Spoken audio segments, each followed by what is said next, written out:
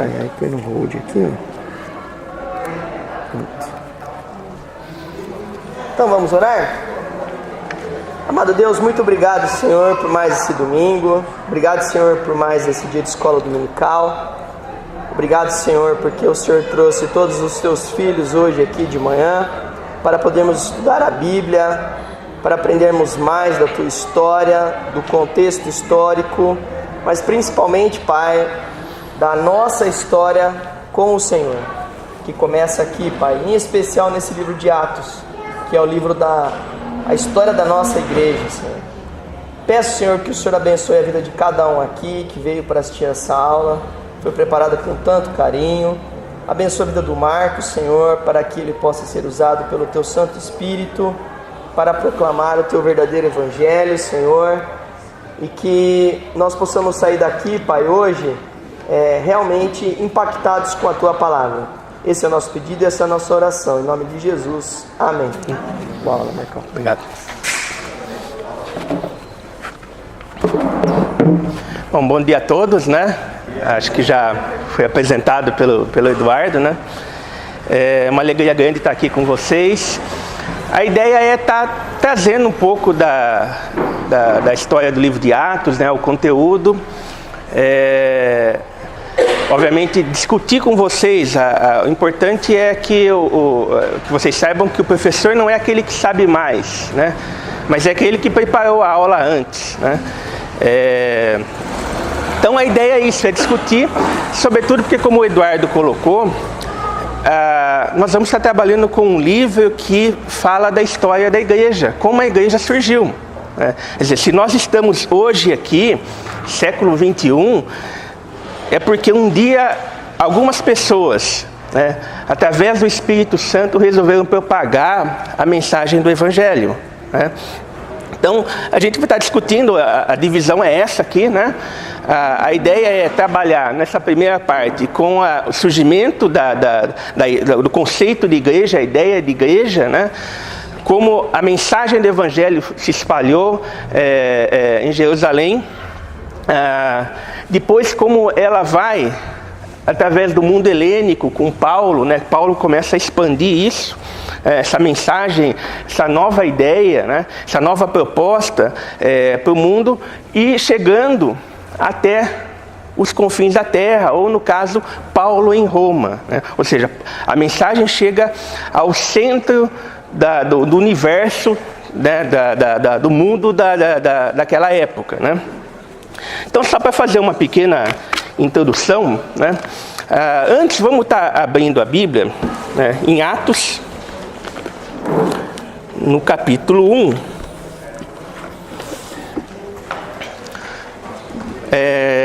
A gente vai estar vendo do versículo 6 a 11.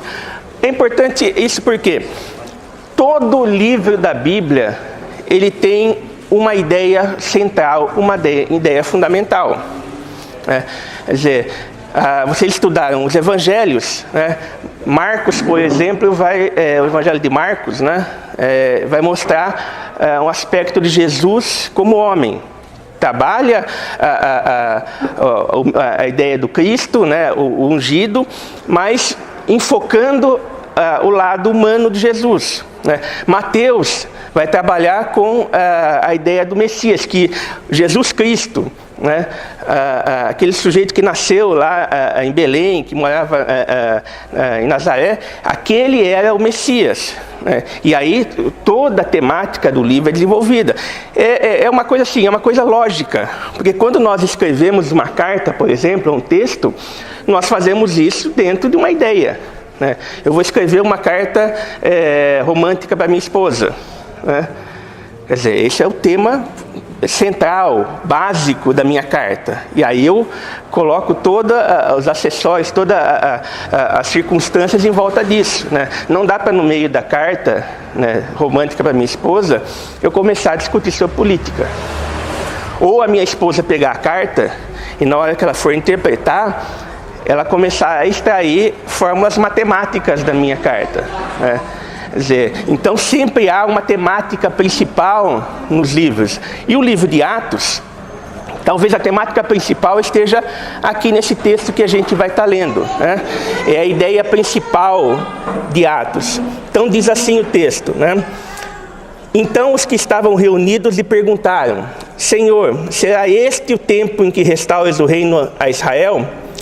Respondeu-lhes: não vos compete conhecer tempos ou épocas que o Pai reservou pela sua exclusiva autoridade. Mas recebereis poder ao descer sobre vós o Espírito Santo, e sereis minhas testemunhas, tanto em Jerusalém, como em toda a Judéia e Samaria, e até aos confins da terra. Ditas essas palavras, foi Jesus elevado às alturas à vista deles, e uma nuvem o encobriu dos seus olhos. E estando eles com os olhos fitos no céu, enquanto Jesus subia, eis que 2 varões vestidos de branco se puseram ao lado deles, e lhes disseram: varões galileus, por que estáis olhando para as alturas?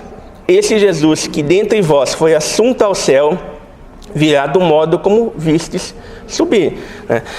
Então, a temática do livro, a gente pode estar justamente no versículo 8, mas recebereis poder ao descer sobre vós o Espírito Santo, e sereis minhas testemunhas, tanto em Jerusalém, como em toda a Judéia e Samaria, até aos confins da terra. Ou seja, Atos quer mostrar como essa mensagem se espalhou até o mundo, né? E é interessante isso porque Atos, ele é uma história que tem um início e tem um fim, né? Começa aqui com Jesus falando com os discípulos após a ressurreição e termina com Paulo em Roma.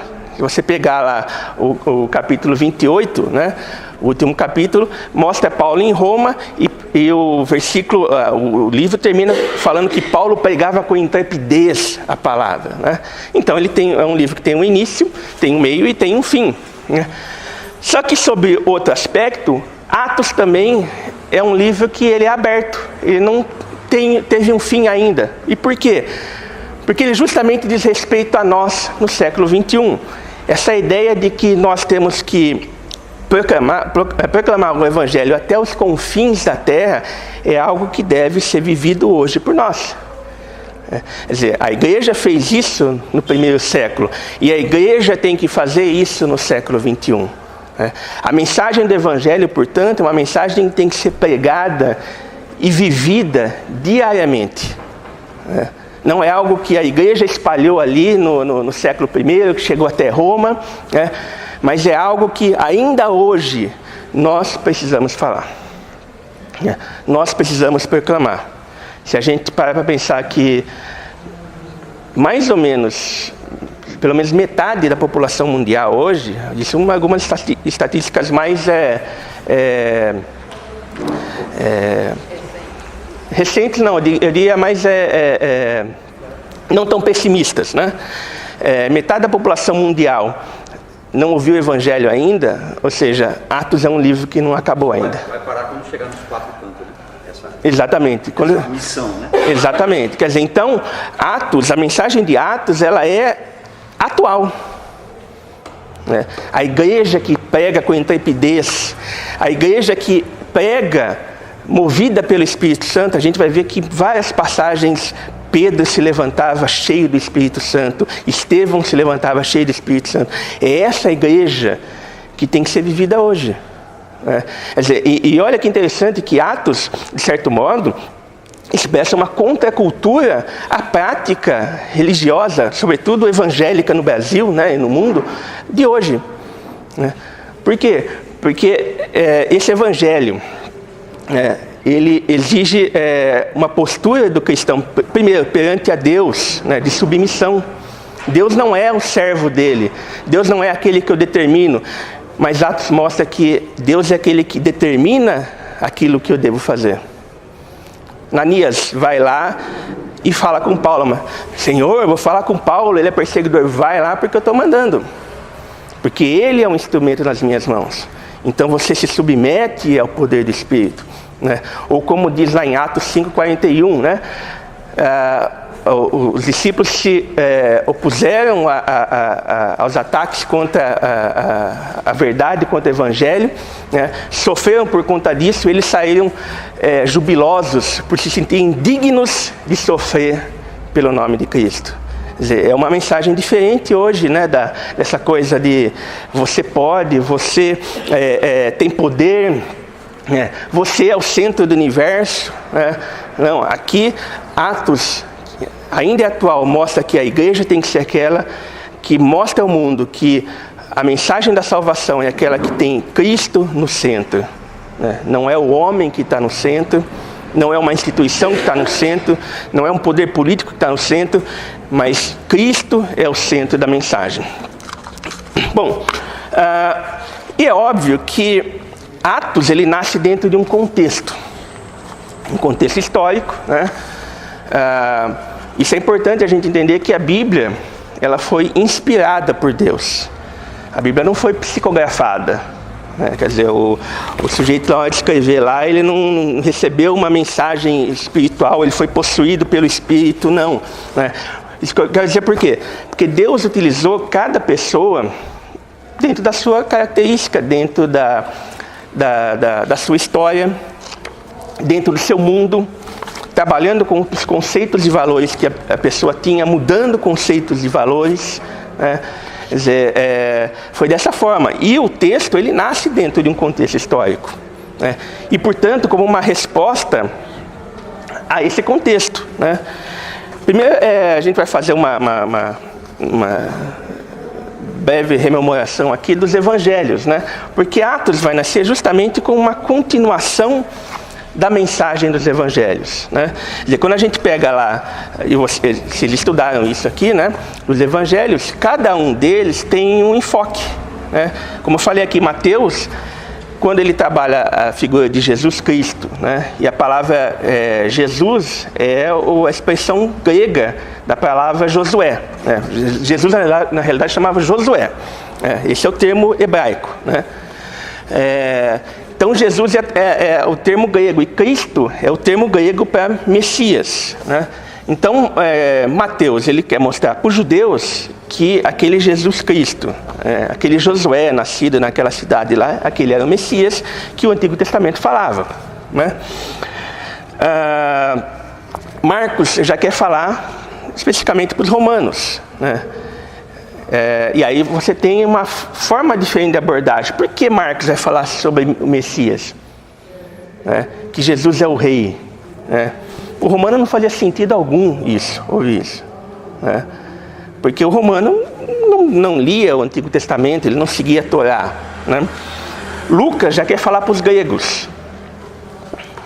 Você tem aí uma abordagem diferente. Os gregos com aquela postura filosófica, né?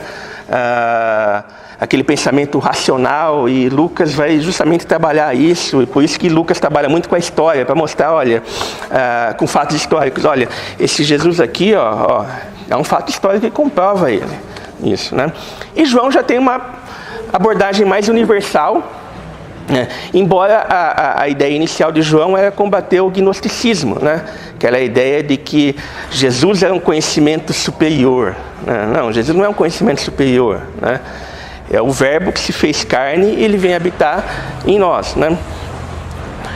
E todos esses evangelhos nascem dentro de um contexto histórico muito bem definido. Né? E a gente vê aí justamente como Deus vai preparando o mundo para a vinda do Messias. Né? Quer dizer, se você pegar no Antigo Testamento, por exemplo, não se tinha, o judeu não tinha, né, o hebreu, né, ele não tinha aquele conceito de alma como nós temos. Quando você pega lá a pessoa que morre e vai ao Sheol, né, que é o termo no hebraico, né, eles não tinham esse conceito, era como se houvesse uma extinção da vida. Né? A ideia de Deus, né, na cultura do Antigo Testamento, não era só do judeu, mas em geral, né, era de um Deus localizado. Então você tinha lá o Deus dos judeus, você tinha o Deus dos assírios, o Deus de outros povos. Né? Eu não sei quem assistiu Conan, né, mas o primeiro filme com o Schwarzenegger, né, e tem uma passagem lá que ilustra bem isso, né, quando ele está conversando com um companheiro dele lá, e ele pergunta, quem que é seu Deus? Eu rezo para os 4 ventos. O meu é Crow. Aí começa uma discussão, mas o meu é melhor que o seu. o meu vem e chuta o seu. Ah, mas o meu pisa em cima do seu, né? Era uma ideia de Deus localizado, né? E é lógico, num mundo desse, né, é difícil uma mensagem do Evangelho se expandir. Mas Deus, ele vai o quê? É o Deus que ele vai agindo na história e ele vai preparando as coisas, né? Aí de repente vem a filosofia grega, né? Aristóteles e Platão, dentre outros, vão trazer o conceito de alma, né? Então aquela ideia concreta começa a ficar mais metafísica, né? E as pessoas começam a ter capacidade de compreender o que vai vir depois como conceito de Espírito Santo, né? Que é uma das ideias básicas de Atos, né? Conceitos universais também, filosofia grega traz. Quer dizer, se antes a verdade era algo que cada um tinha, né, dentro do seu território, né, os gregos trazem a ideia de um conceito universal. Então eu posso falar que existe um Deus supremo que está acima de tudo, que as pessoas vão entender, elas têm a capacidade de entender isso, né? Depois vem o Império Romano, né?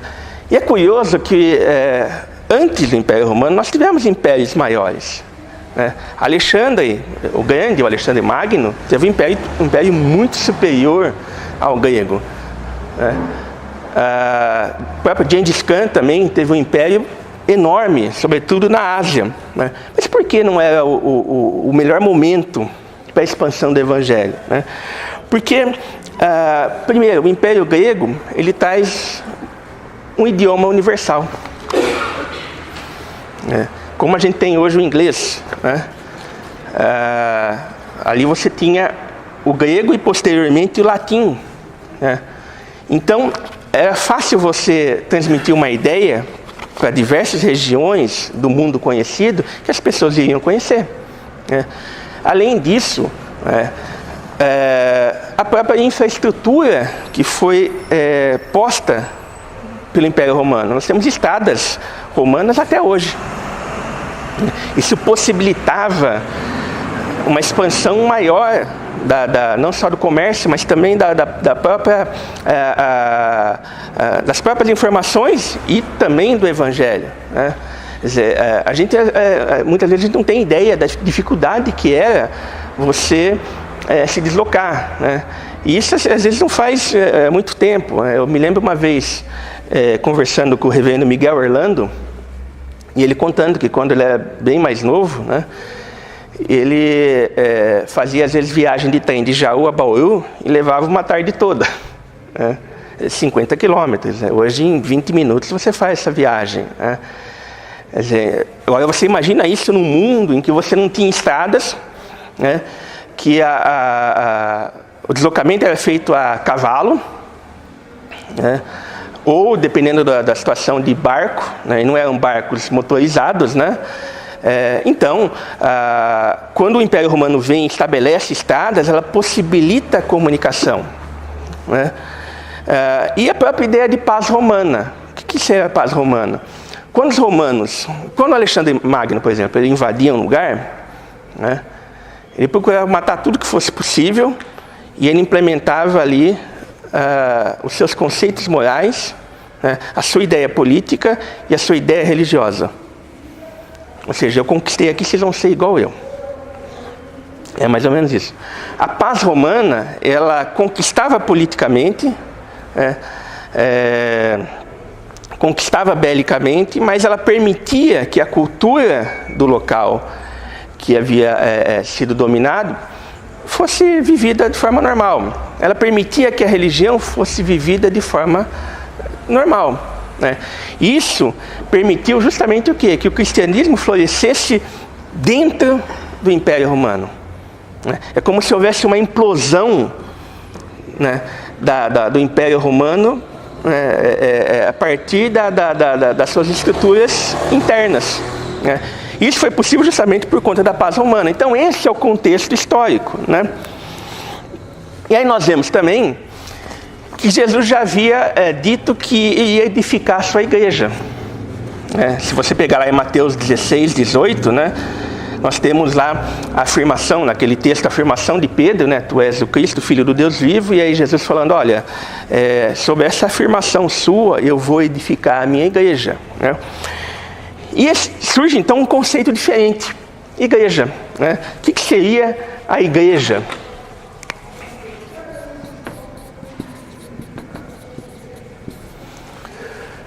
Se a gente pegar até então, o que existia era esse conceito, templo. Né? Quer dizer, a gente tem lá o templo de Salomão, né? Os templos que eram construídos no Antigo Testamento. Né? E o grande problema é que a palavra templo, né? Deixa eu ver se eu trouxe aqui isso é a expressão no grego, né? Ela vai denotar o sagrado ou um lugar sagrado, né? Ou seja, o templo, ele dizia respeito à estrutura física, né? Ou ao lugar, né? Onde determinada estrutura física estava. Quando Jesus vem e fala da igreja, né, a eclesia, né, Jesus não está falando da estrutura física, nem de um lugar sagrado. Né? Ele está falando de algo muito maior, que a palavra eclesia quer dizer aqueles que são chamados.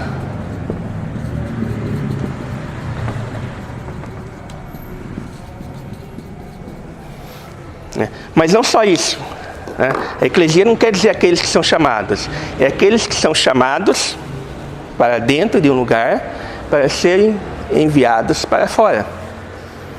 Então, a expressão eclesia, ela diz muito mais respeito às pessoas do que a uma estrutura física. E não só diz respeito às pessoas, mas diz respeito às pessoas que são chamadas, são vocacionadas, né?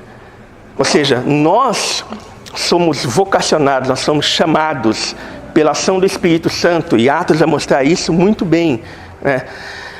Para nós virmos ao seio da comunidade, mas para que nós sejamos enviados até os confins da terra.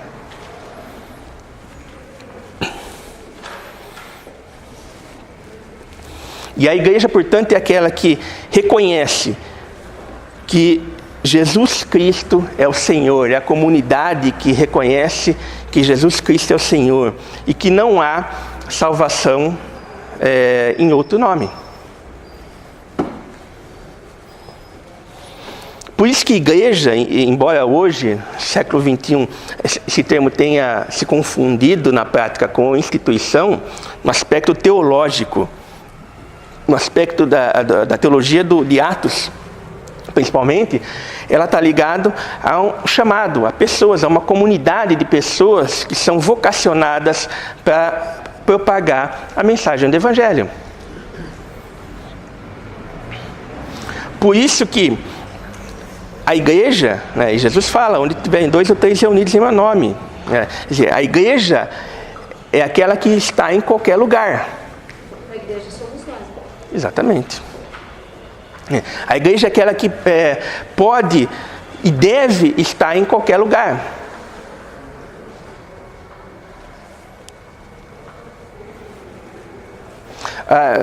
Antes de mais nada, vocês fiquem à vontade de perguntar, de fazer considerações. Assim, eu não sou tão simpático igual o Eduardo, entendeu? Não sou tão jovial assim, né? Eu sou, cada um tem seu jeito. Mas assim, se eles quiserem, a gente pode cantar no final também, se abraçar para quebrar o gelo. Mas aí fica a critério de cada um, né?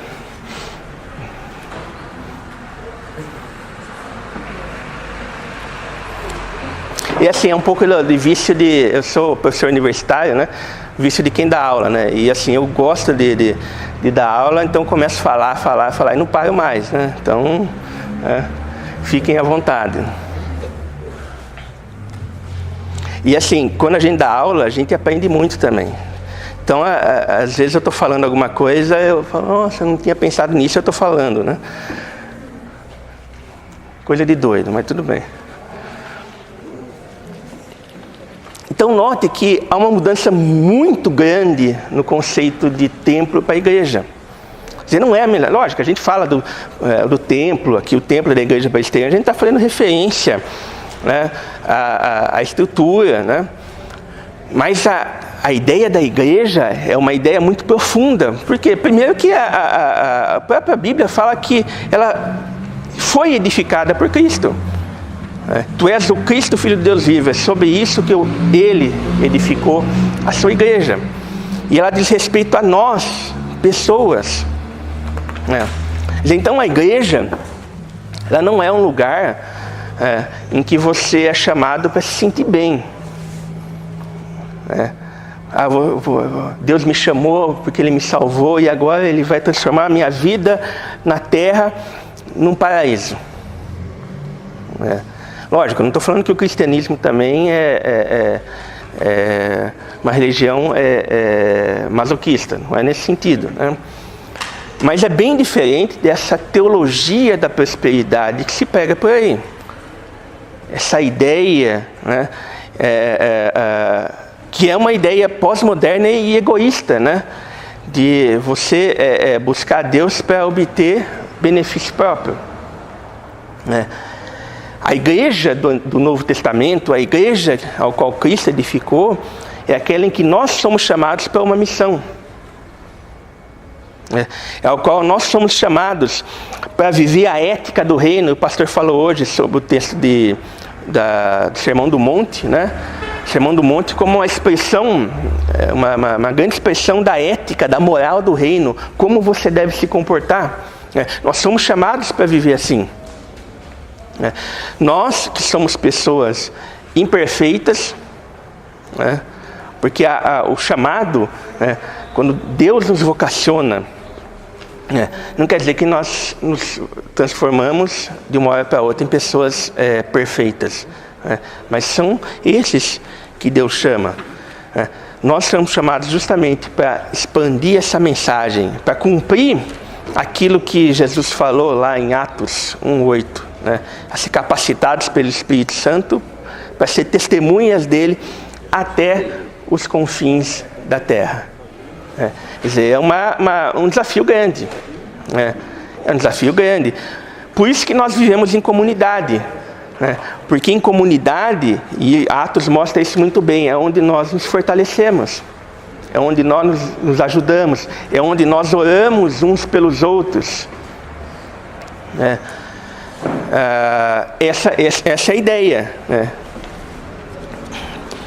Bom, com relação ao título, a gente fala de Atos dos Apóstolos, né? Se você fizer uma leitura mais aprofundada de Atos, ou mais atenta, a gente às vezes lê e não se atenta, né? Você fala, mas peraí, Atos dos Apóstolos, né? Fala de Pedro, Paulo, são os dois apóstolos, né?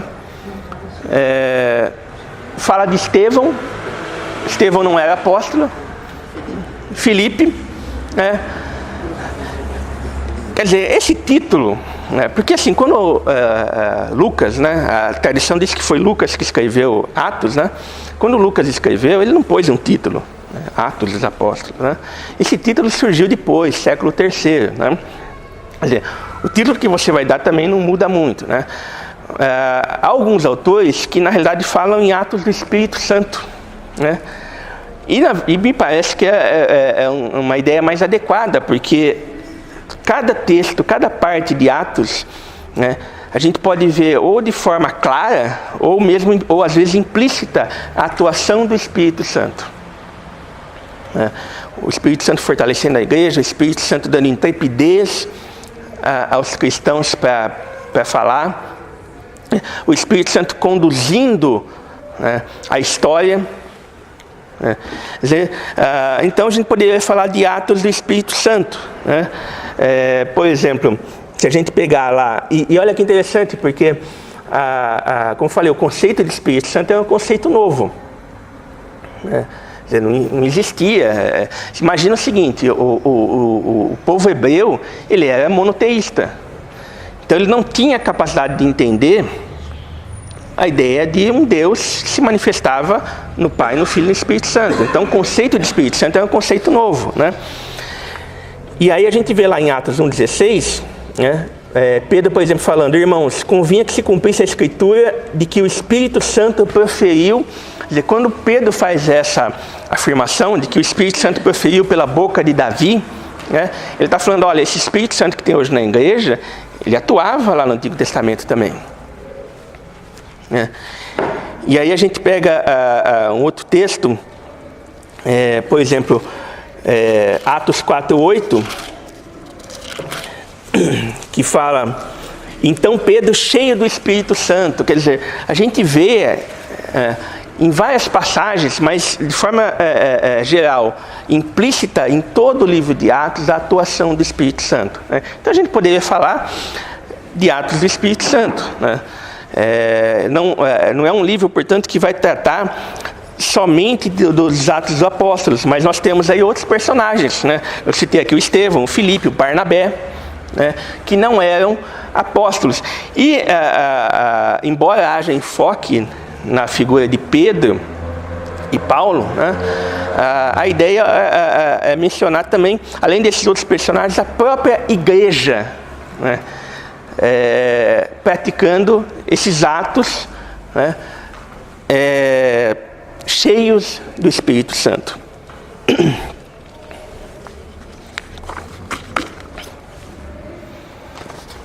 Alguma dúvida?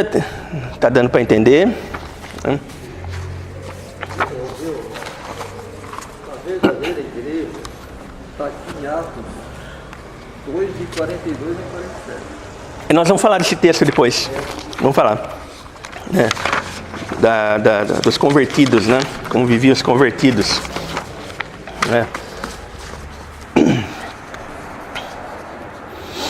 Bom, qual que é o objeto de Atos? Ou seja, o que ele busca mostrar? Lógico que é a expansão da mensagem, né? Mas ele quer trabalhar com o conceito de reino de Deus e quem é o Senhor desse reino.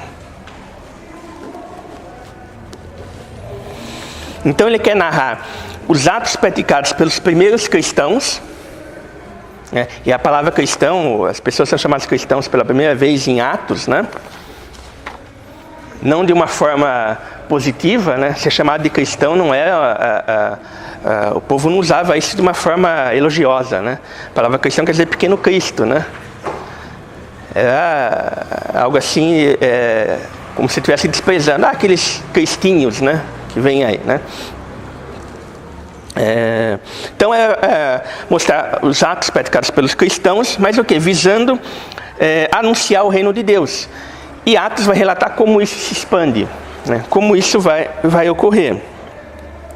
Começa, portanto, com a promessa lá de Atos 1:8 que nós lemos, né?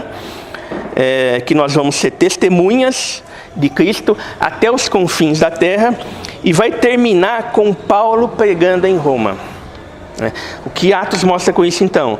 Que o Evangelho ele chega ao centro de poder do mundo. Não há nada que vá resistir ao Evangelho. E o que Atos mostra aí é que esse Evangelho, esse reino, é algo que você, não que você defina, você trabalha de forma acadêmica, mas que você experimenta esse reino, né? Que vai surgindo aos poucos, quase que imperceptível, como um grão de mostarda, né? E quando se percebe, esse reino tomou conta de todo o mundo. Exatamente.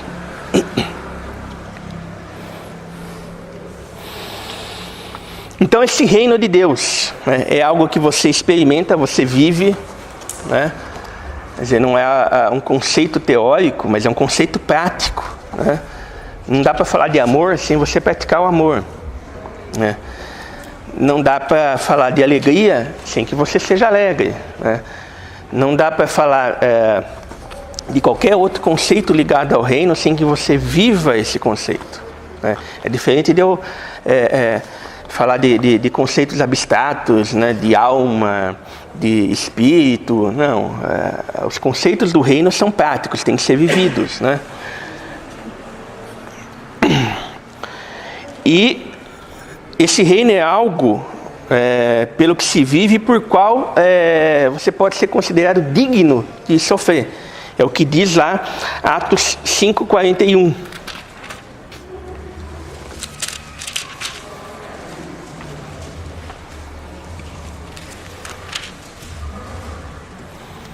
Quer dizer, nós temos aí a menção da prisão dos apóstolos, né? Eles fazem sinais, prodígios, né?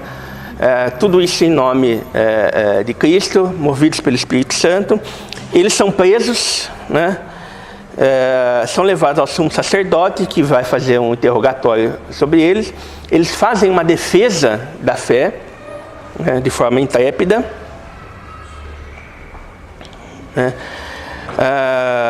E detalhe, eles já haviam sido presos, os apóstolos, e o Sinédrio vai falar para ele,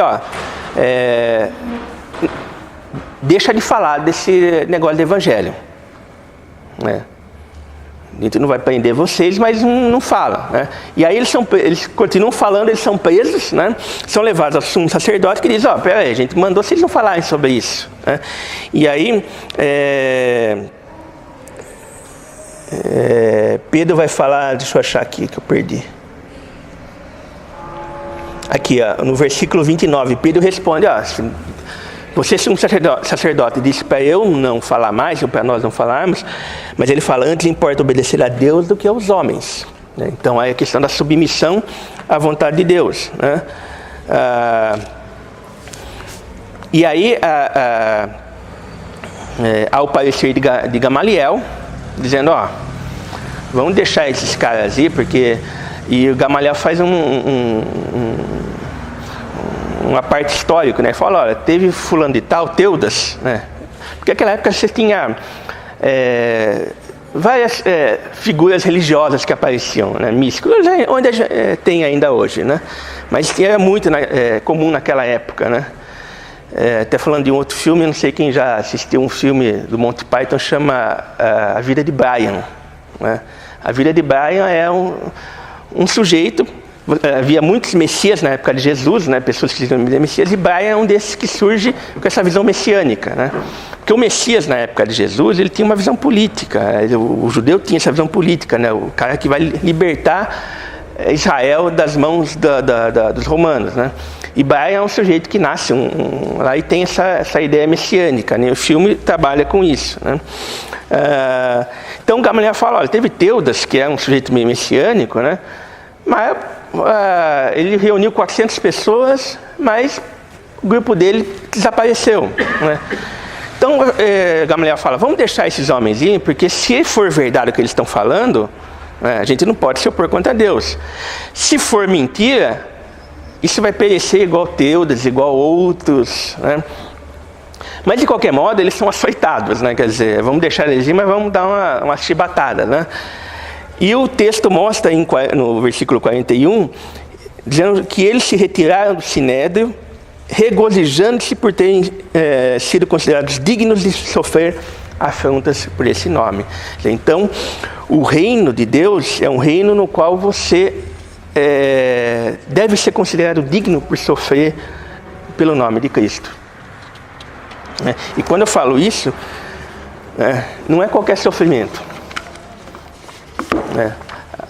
Fiz uma coisa errada, colei na escola, aí fui pego. Estou sofrendo porque eu fui pego. Isso não é sofrer em nome de Cristo, né? Fiz uma coisa errada no trabalho, deu problema. Estou sofrendo. Não, você não está sofrendo em nome de Cristo, está sofrendo porque você fez uma coisa errada. O sofrimento aqui é quando você sofre por falar a verdade, por ter a coragem de proclamar o Evangelho. E eu não sei, assim, eu imagino que vocês percebam isso também. Hoje, século 21, falar do Evangelho não é fácil. Não é fácil. Talvez a gente não sofra chibatadas por falar o Evangelho, né? Mas hoje falar o Evangelho, a gente tem muita oposição na sociedade. Em todos os setores, em todos os setores da sociedade. Você viver de forma como a Bíblia diz como nós temos de viver, não é fácil. Você vai ser criticado, você vai sofrer oposição, você vai ser taxado muitas vezes de intolerante, porque você fala a verdade do Evangelho. Quando você faz isso, você deve se regozijar, porque você está sendo considerado digno de sofrer pelo nome de Cristo. E a igreja em Atos compreendeu isso de forma muito profunda. Naquela época, falar sobre Cristo, falar do Evangelho, era colocar a vida em risco. Mas eles compreenderam isso, que era sofrer por Cristo, era a posição mais digna que eles podiam alcançar. Esse tem que ser o nosso pensamento hoje. E assim, não é ser chato. O cristão ele tem que ser diferente, não esquisito. Falar da verdade do Evangelho é incomodar os outros, mas não é perturbar os outros.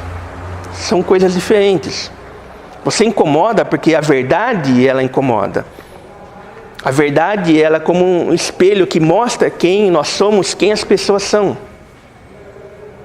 Nesse mundo em que as pessoas buscam o eu, quando você mostra a verdade do Evangelho, você mostra quem elas são, e o quão desesperadas essas pessoas são. Isso incomoda, mas não é perturbar, porque a gente vai ver que a igreja em Atos ela gozava da simpatia da sociedade. Ela incomodava com a sua mensagem, mas com a sua conduta ela gerava simpatia.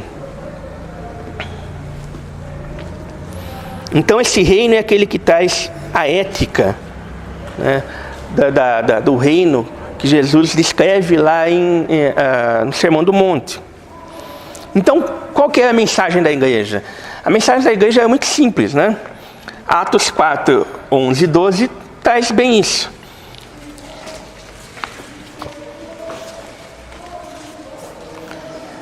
E é interessante porque, pelo menos a compreensão que eu tenho, nesse aspecto, eu acho que a mensagem de Atos, ela é uma mensagem, a forma como é colocada, eu acho que ela é muito pertinente para o mundo de hoje.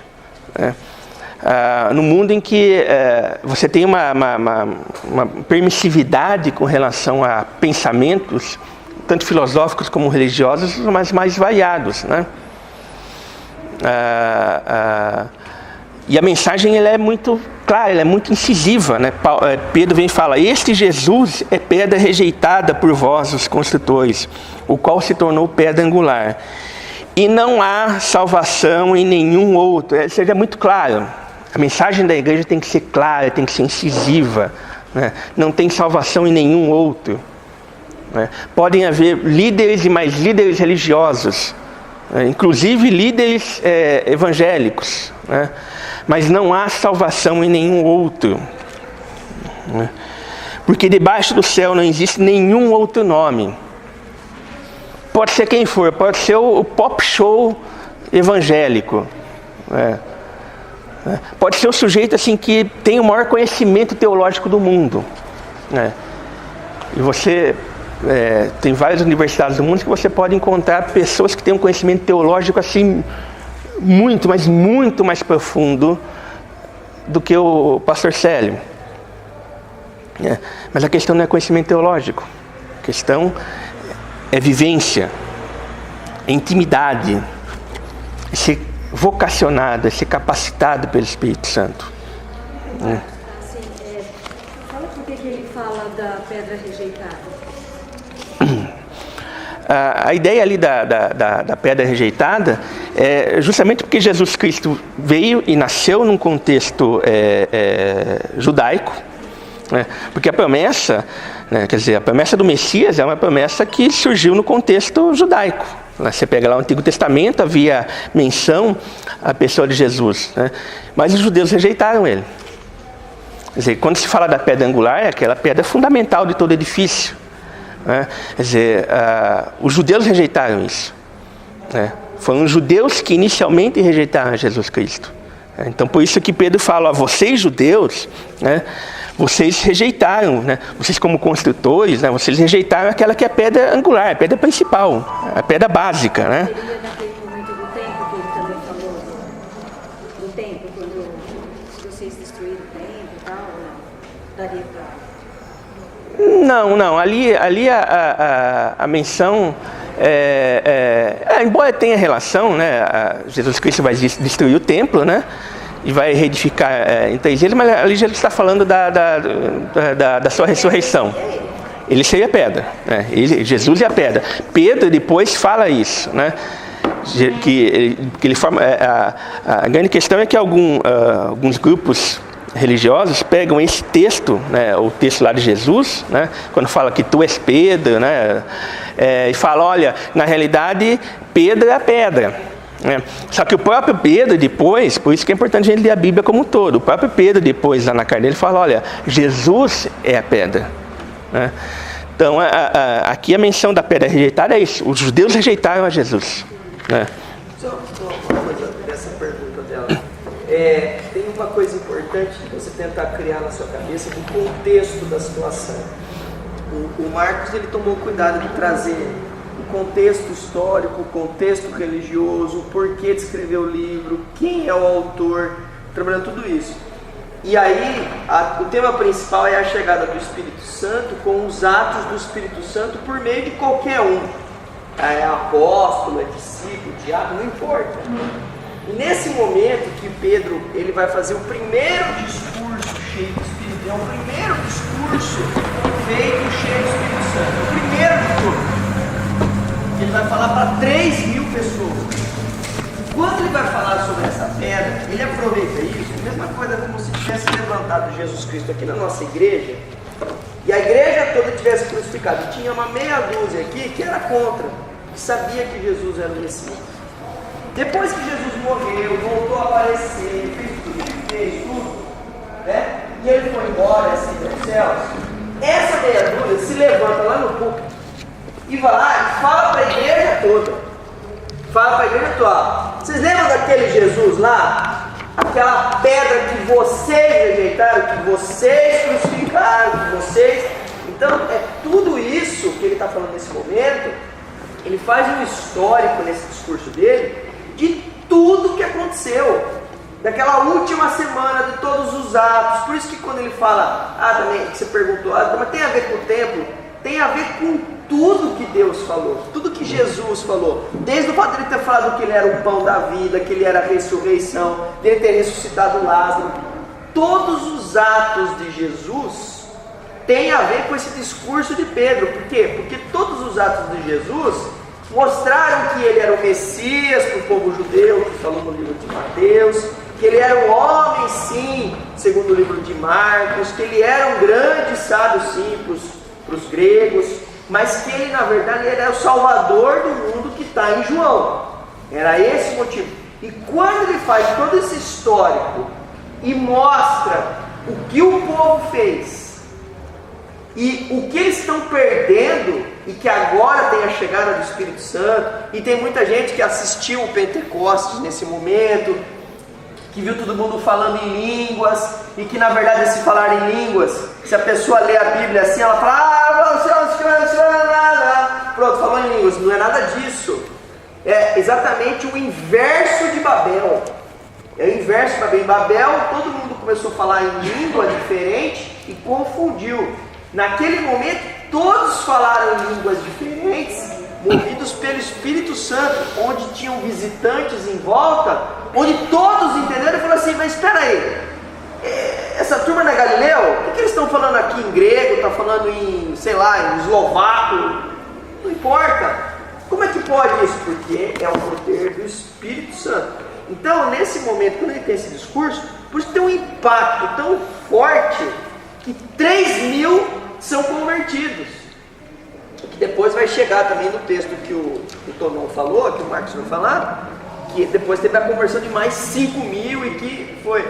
Mas eu queria fazer um parênteses assim, que o Marcos ele fez um passo a passo aqui, que é interessante você guardar uma imagem, que uma vez a gente deu aula lá no templo, que é uma imagem que é uma pedra que cai no lago e começa a fazer aquelas ondinhas no lago. Quando acontece a vinda do Espírito Santo pelo Pentecostes, exatamente é isso que acontece. O Espírito Santo desce e esse lago começa a disseminar a palavra de Deus, o Evangelho. Vai se alastrando. Então, se você olhar o mapa mundi, que você olhar Jerusalém aqui, você vai ver a cada tempo essa mensagem cada vez numa espiral maior. E só aconteceu isso porque tinha um contexto certo histórico, que era uma língua universal do mundo, que o Alexandre o Grande fez, tinha um contexto histórico correto do Império Romano, que não eram os outros impérios que o Marcos falou. Por quê? Porque agora você tinha estrada. Eu nunca esqueço, eu era bicho de faculdade de medicina, tinha acabado de entrar na faculdade, a internet ainda era meio capenga, não tinha esse negócio de smartphone e tudo. Qual era o meu trote? Tinha 2 casas, uma era 3 quarteirão da outra. Eu era o pombo correio. Ou vai lá falar pro cara lá que nós vamos hoje à noite. Eu saía correndo da casa, chegava lá e dava um recado para ele. Então avisa eles que nós temos cerveja. Aí eu saía correndo e à noite, fiquei a noite toda de internet deles. Entendeu? Imagina naquela época, se você não tivesse estrada, como é que você dava? Eu era mensageiro. Então, existiam os mensageiros, que é o lance da notícia. Se você não tivesse estrada, era no meio do mato. Você tinha que passar no meio do mato e tal. Então, agora, as cidades naquela época, elas não eram cidades igual a gente vê hoje. Eram vilarejos, onde você tinha uma boa parte das pessoas em casas, tudo, mas tinha, 40 pessoas que moravam na mesma casa, né? 30 pessoas que moravam na mesma casa. Não era você tem a sua casa, você e sua filha, você mora, você e sua esposa, não, né Marcos? Era diferente. Então, a maior parte das pessoas estava na rua. Por isso que a mensagem do Evangelho se dissemina melhor, porque agora você tem estrada. Daqui a pouco você anunciou o Evangelho, você foi para uma outra cidade ali pela estrada, o senhor falou. E uma das coisas que eu achei que... E também teve a perseguição, teve a interferência do Espírito Santo, tudo para que fosse propagado. Mas aí eu perguntei também por causa da pedra, eu também fiz questão de perguntar, porque os católicos falam muito, né? Quando Jesus também foi, quando ele foi deram a sentença para ele, também foi também devido a essa questão. Foi por isso que eu fiz essa pergunta. O católico ele se apoia muito naquilo que Jesus falou para Pedro. Você é a pedra onde eu vou fundamentar a minha igreja. Mas o Marcos já trouxe, que depois Pedro mesmo, depois ele vai rejeitar esse título que ele, teoricamente, as pessoas interpretaram isso. E também a destruição do templo, né? A destruição do templo não é... A destruição do templo não tem a ver com isso. Não tem a ver? Não, a destruição do templo tem a ver com o que o Marcos fez no início. Que o templo era um lugar sagrado. E aí alguém aqui falou assim, quem é a igreja? Somos nós. Na verdade, igreja agora deixa de ser um local. Até então, igreja era templo, era sinônimo, era local. O livro de Atos vai trabalhar justamente o que o Marcos trouxe na louca. Quer dizer, quando você tem lá o Pentecostes e as pessoas ouvindo falar na própria língua, isso mostra que eles estavam na rua. Isso ocorreu na rua, não ocorreu numa sala fechada, né? Eles estavam na rua, porque onde vão se reunir... Pessoa naquela época e onde vão se reunir pessoas de várias nacionalidades? Num local público, né? Onde começou a igreja. As igrejas nesse período, as pessoas se reuniam embaixo de árvores, né? Em locais públicos, né? Ou em casa das pessoas, né? Paulo fala isso, saúda a igreja que está na casa de fulano e tal, né? Mas esse conceito institucionalizado de templo, ele é moderno, né? Então a gente tem que pegar a marreta e colocar o templo aqui abaixo. Não é isso, né? Hoje, a complexidade das relações sociais de hoje exige que a gente tenha um local específico, né, para se reunir enquanto comunidade. Agora, para viver enquanto igreja, né, é fora daqui. É além dessas paredes, né? É muito mais além, né? Quer dizer, esse é o ponto, né? Então, só voltando, não há salvação em nenhum outro, porque debaixo do céu não existe outro nome dado entre os homens pelo qual importa que sejamos salvos. Quer dizer, a mensagem ela tem que ser clara, tem que ser explícita, né? A gente não pode fazer rodeios, né? Quem que salva? Tem uma corrente de pensamento teológico que diz, não, Jesus Cristo é o único e suficiente Salvador. Essa tem que ser a mensagem da igreja no século 21. Como eu falei, é um período em que as pessoas são místicas, né? O sujeito ele tem altar para tudo quanto é coisa na casa dele, porque vai que eu esqueci de algum, né? A mensagem do Evangelho tem que ser clara, né? Tem que ser objetiva, tem que ser incisiva, né? Tem que mostrar. Jesus cortou daquele do Deus desconhecido, né? Que Paulo também apresentou, né? Porque, como o Eduardo falou, eu também coloquei, ele usava o contexto, ele aproveitava as oportunidades, né? E assim, o que os cristãos, né, não só os apóstolos, mas os cristãos faziam, era justamente ou contestar um conceito religioso da época, mostrando que Jesus era a verdade, né? Ou, no caso dos judeus, mostrar que aquela história do Antigo Testamento apontava para Jesus, né? Pedro mostra isso, né, num discurso que você falou. Estevão foi acusado de contrariar Moisés. Qual que é a defesa de Estevão? Ele faz um tratado sobre a vida de Moisés, se você pegar lá. Para justamente chegar depois e falar, tudo aquilo que Moisés falou, que Abraão falou, que Isaac falou, das 12 tribos, depois de Davi, de Salomão, né, aponta para Jesus. Então, eles buscavam mostrar que o Antigo Testamento apontava para Jesus e de forma explícita mostravam que conceitos teológicos e morais da época não eram compatíveis com a verdade do Evangelho. Eles não tinham medo, né? Como eu falei, hoje é difícil, né? A gente acha que é mais fácil. No Brasil não tem perseguição religiosa. Talvez não tenha esse tipo de perseguição que se levar chibatada, né? Mas se você quiser viver esse evangelho autêntico que a Bíblia fala, você vai ter oposição, sim. Se você não estiver tendo oposição no trabalho, é porque algum problema está tendo, né? Você não está sendo aquele que foi chamado, né, para ser enviado, né? Porque essa é a ideia que Atos quer mostrar. A igreja ela tem que estar em todo lugar, né? Se você pegar os discursos que tem nessa primeira parte, discurso de Pedro no Pentecostes, né? Ele está falando ali na praça pública. Depois o discurso de Pedro no templo, ele vai lá e fala no templo, né? Depois o discurso de Pedro perante o Sinédrio, que era uma espécie de autoridade, um local onde havia autoridades religiosas, né? Discurso de Pedro perante o próprio sumo sacerdote. Discurso de Estevão perante o Sinédrio, né? Depois, discurso de Pedro para Cornélio, né? É onde nós temos o Pentecostes gentil, né? Depois, o discurso de Pedro aos próprios apóstolos em Jerusalém. Quer dizer, a gente tem que ser igreja onde nós estivermos, né? Por isso que o conceito de igreja vai muito mais além de templo, né? Quer dizer, essa conduta, né, que o brasileiro em geral tem, né? Vamos falar do brasileiro porque a gente vive no Brasil, né? De cumprir com a sua obrigação perante Deus, né? Eu vou na igreja domingo, tá tudo bem, né? Não é o conceito bíblico, né? Porque você está aqui no templo, né? É um modo de você se reunir com os seus irmãos, né? E você estabelecer uma comunhão com os irmãos, né? Mas a igreja é algo que você vive fora daqui, né? Nos confins da terra, né? Ontem eu fui levar meus filhos no piquenique lá da igreja, né? fazia um bom tempo que eu não passava ali pela estrada de Potunduva, né?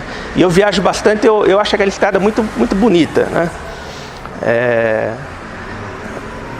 E como fazia muito tempo, eu não vi que tinham placas agora, várias placas indicando vários bairros de Jaú que eu nem sabia que existia, né? Ou seja, às vezes os confins da terra são bem mais perto do que a gente imagina. E eu me lembrei, tinha lá uma placa indicando Iguatemi, né? Os mais antigos aqui da igreja vão se lembrar do meu bisavô, né? Que ele fez um trabalho de evangelização em Iguatemi, de onde surgiu posteriormente a congregação de Potunduva, né? E eu me lembro, muitos anos atrás, que eu fui em Iguatemi lá, né? Até tem um pouco da imagem na cabeça, né? Mas assim, eu comecei a ver bairros ali que eu falei, nossa, existe tudo isso aqui perdido, né? Eu olhava assim, não via nada, né? E esses bairros, será que foram alcançados pelo Evangelho? Quando eu falo Evangelho, né? Porque assim, alcançado por igreja, né?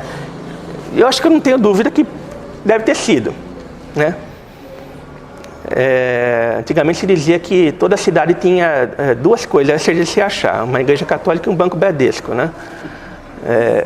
Hoje eu já arrisco a falar que vai ter uma igreja evangélica também, né?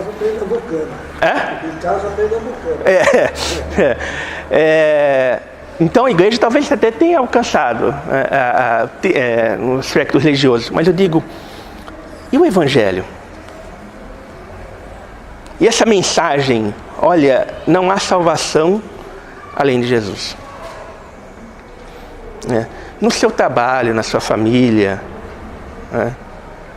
é difícil você falar do Evangelho no trabalho. Não é fácil, não. Dependendo de onde você fale, as pessoas vão te olhar de um jeito, você vai ser alvo de chacota, ou você vai ser alvo de perseguição.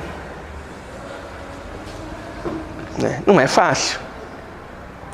Mas esse é o desafio de Atos. Só que Atos mostra que a gente não faz isso sozinho. A gente faz numa comunidade, mas com o poder do Espírito Santo. Ao Espírito Santo que nos capacita, que nos conduz nessa tarefa. A gente tem que, portanto, se sujeitar à ação do Espírito Santo. A gente tem que buscar estar cheio do Espírito Santo.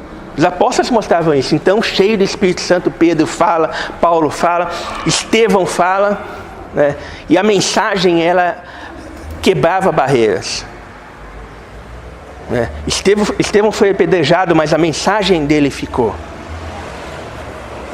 Porque ele não teve medo de se submeter ao Espírito Santo. O desafio que fica, né, para a gente já estar encerrando, qual é o seu confim da terra, né? Eu tenho o meu. Como falei, eu dou aula em universidade, né? As pessoas são mais racionais, né? Falar do Evangelho, e assim, eu tenho muitos alunos, né? Que são marxistas praticantes. Tem um grupo de pesquisa lá, eu até discuto Karl Marx com eles, né? Mas eu discuto Evangelho com eles também. Eu tive o prazer de ter feito isso, né? De dar a cara para bater, e não me arrependi, né? Que Deus me abençoou. E hoje, embora eles sejam marxistas ateus, né, e o marxismo e ateísmo não tem nada a ver um com o outro, mas eles são marxistas e ateus, né? Quando eu falo do Evangelho para eles, eles ouvem, eles param e ouvem. Esse é o meu confim da terra. Não é fácil viver o cristianismo dentro de um contexto universitário, assim como não é fácil viver o cristianismo onde você estiver. O meu desafio não é maior que o seu, não é pior que o seu. O nosso desafio é igual. Porque nós estamos falando da verdade, nós estamos proclamando a verdade. Nós estamos falando em nome de um reino, nós somos embaixadores, né? Ou como Paulo fala, nós somos hiperetas, né? A palavra hipereta quer dizer remador de galé. Lembra aqueles barcos que você rema? A gente tem que remar junto, nós estamos remando juntos no barco. Se eu remar de um jeito diferente do seu, o barco não anda. Então, onde você está, você tem que remar junto comigo. E o que dá essa unidade é a palavra. E quando nós remamos juntos, o barco caminha, o reino se expande. Nós atingimos aos confins da terra. Nós temos muito trabalho, muito desafio. Atos mostra isso, ainda hoje. Se você tiver curiosidade, não viu ainda, vai para Potunuva para você ver o que tem de bairro lá que eu nunca tinha visto. Para ver como a seara ainda é grande. Como nós precisamos efetivamente viver aquele conceito de igreja. Nós somos vocacionados para ser enviados. Não ter medo de falar com intrepidez. Quando você fala cheio do Espírito Santo, você não pode ter medo. É aquela coisa simples, até boba, mas um com Deus é a maioria. E é mesmo, eu prefiro estar do lado da maioria, do lado de Deus.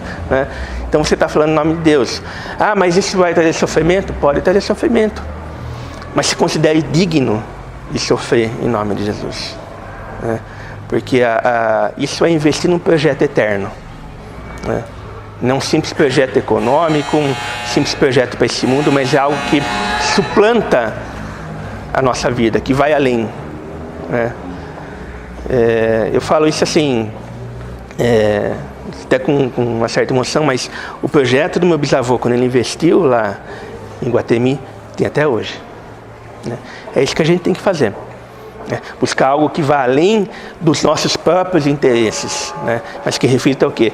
A glória de Deus. Ele é o único Salvador, Jesus Cristo. Beleza, pessoal? Vamos colocar em pé para terminar uma oração.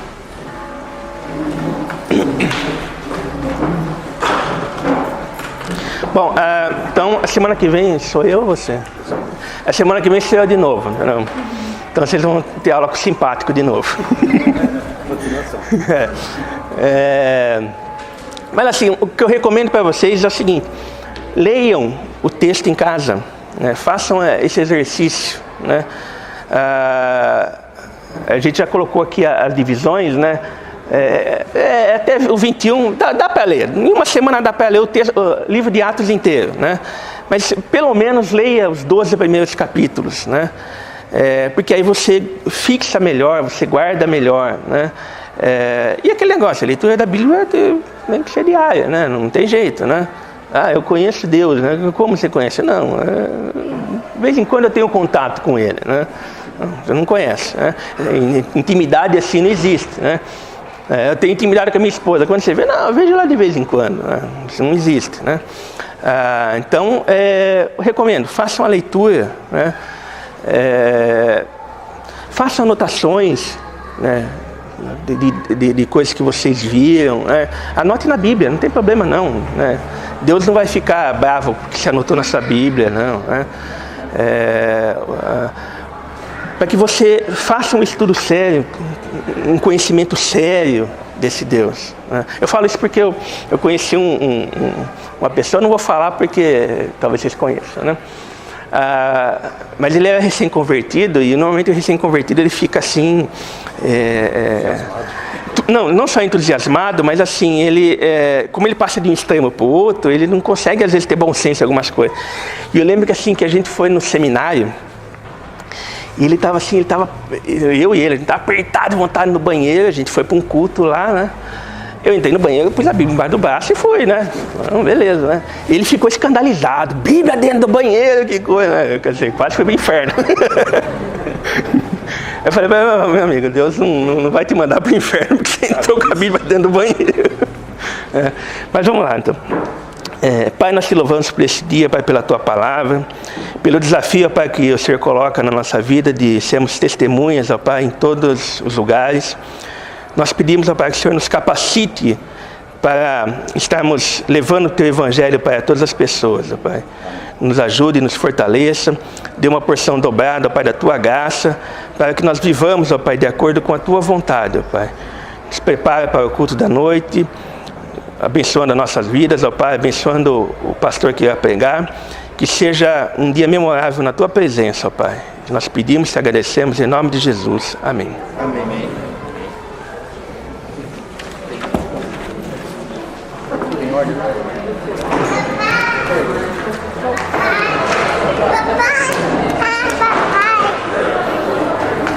Tá passando uma série na Record de terça-feira.